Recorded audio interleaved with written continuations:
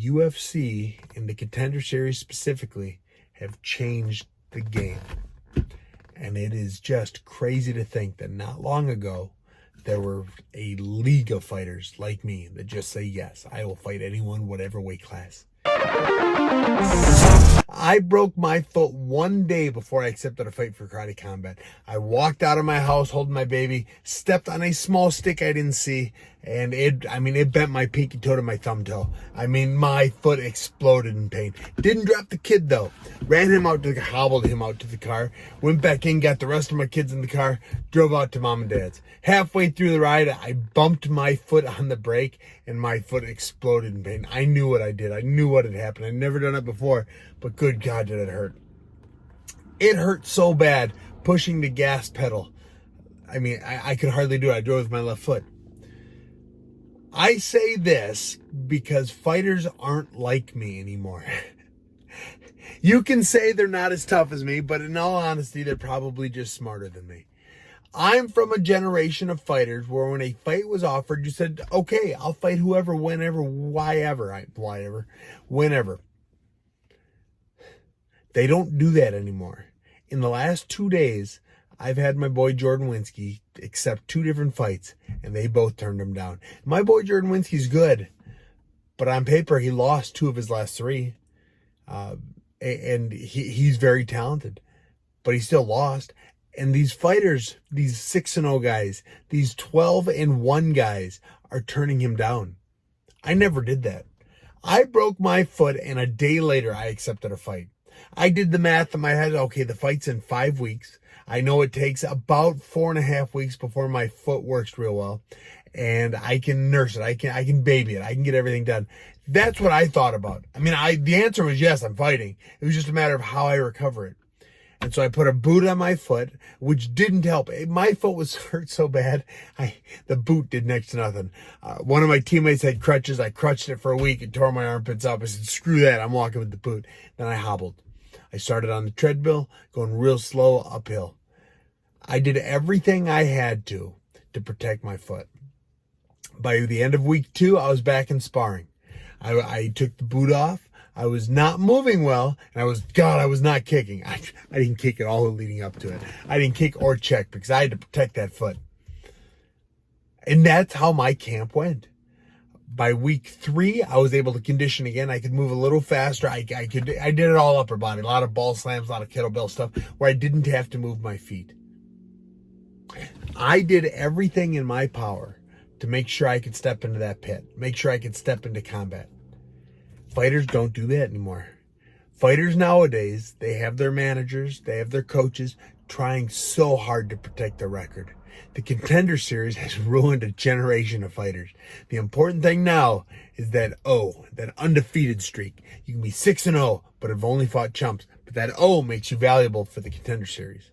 That makes you able to maybe even jump to the UFC.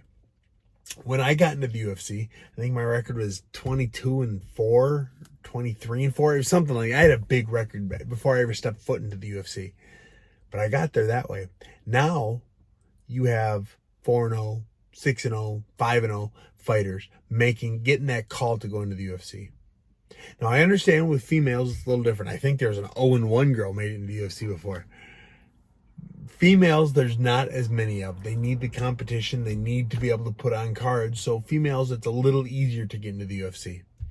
If you're foreign, it's a little easier to get in the UFC. But if you're an American and you want to get in there, you need that protect that undefeated streak.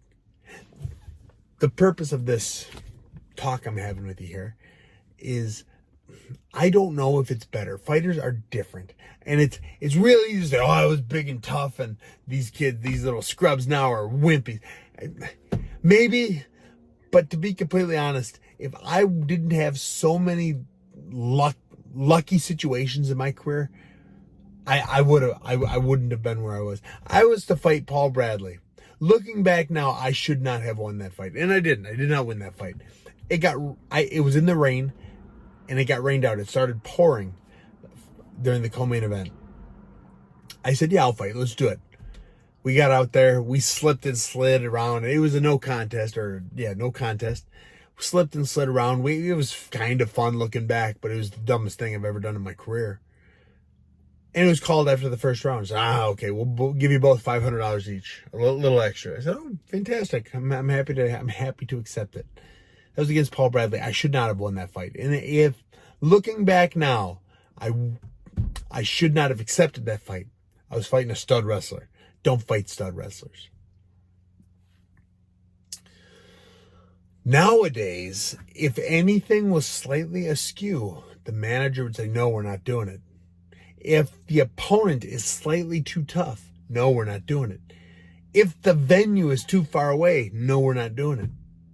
Now you have all of these young fighters trying to come up through the ranks, trying to maintain that undefeated streak. It's hard to do. In America, it's very hard to find promoters that'll just feed you guys. Every now and then you can find one. Every now and then you can call in a favor and make it happen. But it's very hard to make an undefeated streak last without fighting a bunch of scrubs. And to an extent, I'm for that. If you're going to fight someone tough, get paid to fight someone tough, and nobody pays you to fight someone tough except maybe the UFC, maybe the PFL, maybe Bellator, maybe these big shows. So stay away from the tough guys. But as I said, in the last 2 days, my boy Jordan Winski had 2 guys turn him down. And on paper, both of them should have beat him. But because Jordan's tough, they're not going to risk it. They're not going to push for that fight. And they're cowards because of it. And I can scream, you're a chicken, you're a lily-livered. But that's not going to make them fight. Their coaches, their managers said, nah, don't fight this guy. He has some skill. And it bothers me. It does. And maybe it shouldn't. Because the smart thing to do is don't fight Jordan. You want to make the big payday? Fight chumps. Fight chumps until it's time to fight Jordan. And that's the way it will be. I don't know how to solve this problem. It probably will never be solved. It very likely won't. MMA is a big sport in my eyes, but it is amazing at how little a sport it is in the rest of the world's eyes. Today, I run my food truck now. I was at a hospital. I was doing food stuff. And they said, oh, do you do this full time? I said, well, actually, I'm a fighter. I fought in the UFC for the last 10 years. And just a blank stare. What is that? Well, what's UFC? So I explained, 2 weeks ago, I was in the Dominican Republic. I was fighting karate combat. I said, oh, karate. Yeah, do you do that? Yes, I do that. It happens all the time. In my world, everything I know of, the UFC is huge. It is the biggest, baddest thing in the world. But in the real world, MMA, UFC is so small. I might as well have said ONE FC, and she would have not known. LFA, she would have known just as much about it.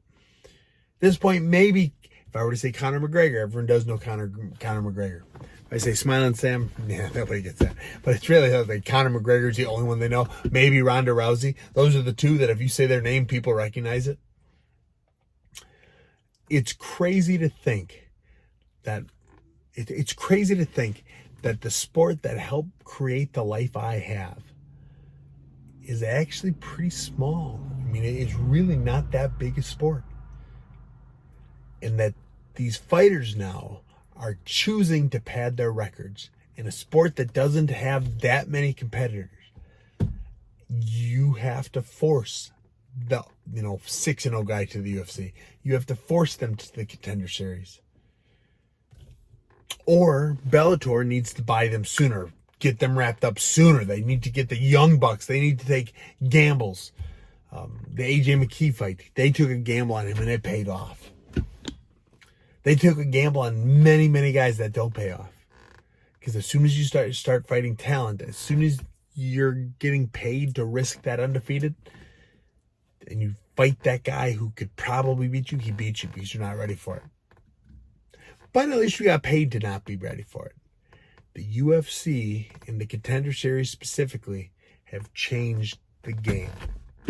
And it is just crazy to think that not long ago, there were a league of fighters like me that just say, yes, I will fight anyone, whatever weight class. I fought Jason Guida, Clay Guida's brother. It was that upper weight class at 205, and he missed weight by 20 pounds. I said, yeah, okay, whatever. I didn't even take 20% of his purse because he was making, I don't know, $1,000 or something, an extra, $200 for me. Whatever. That would never happen nowadays. My wife manages fighters. I'm a coach, so I help. Say, oh, let's look at this. I'm the guy that says no. And it is the hardest thing in the world for me to turn down a fight. And it said, listen, this isn't the time for that fight. I have to. I mean, it takes everything I have in my heart and soul to wrap my brain around what it takes to say no to a fight. But that's the way the game is played now.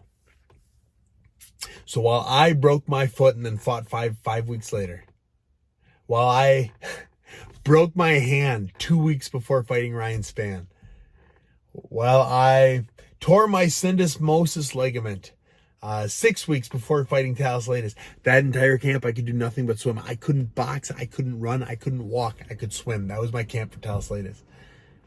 Fighters nowadays wouldn't do it. It's probably the smarter way to do it, but it just takes, it makes me think less of those fighters, and I probably should. Hey, tell me in the comments, am I smart, am I tough, am I both, or am I neither? Love you guys. Thanks for watching. We'll talk to you soon.